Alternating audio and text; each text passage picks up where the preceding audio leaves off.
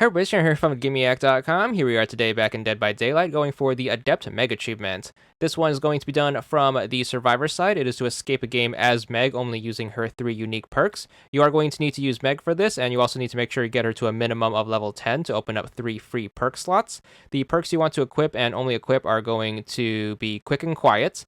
Then you are going to want Sprint Burst, and then finally you're going to want Adrenaline. Leave the 4th slot if you have that available to you. Make sure you do whatever you want for items, add-ons, or offerings. Then we're going to get to the game, and then using this build, we're going to try to escape. So Meg is going to primarily be built around speed. The first perk you're going to notice right away in the form of Sprint Burst.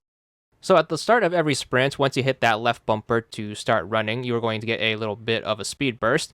Do keep in mind that this is only going to take place at the beginning of a sprint, and then after you use it, you are going to have to let it cool down a bit. So make sure you don't waste them. Don't sprint unless you absolutely need the speed boost right away, so make sure you stick to walking otherwise. The sprint burst can be very useful, especially when trying to get away from the killer, and especially if the killer is going to be in a spot where they are going to try to hit you. So once you come off the hook, you can use the sprint burst to get away so the killer doesn't re-down you and re-hook you. So make sure you do save the sprint burst for those moments, and then you can use them to have a quick escape.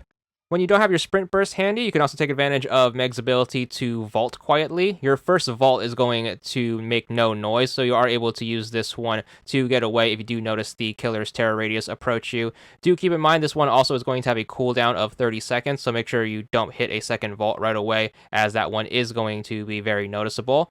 So Meg is going to be very good in situations that require you to get away from the killer. So hopefully you can keep this up for the whole game, get those generators fixed, and then once you get to the end game, you are going to take advantage of her last perk, which is going to be Adrenaline. So once the last generator gets fixed and everyone's trying to rush towards the exit gate, Adrenaline is going to kick in, which is going to allow you to heal 1 health state. It's also going to allow you to sprint slightly faster, so make sure you do take advantage of the speed boost and the free heal to make your way to the exit gate. Make sure you get it open, and hopefully you should be able to manage the escape. If worse comes to worse and you do have to escape through the hatch, if your buddies do die off, you can also have that count towards the achievement.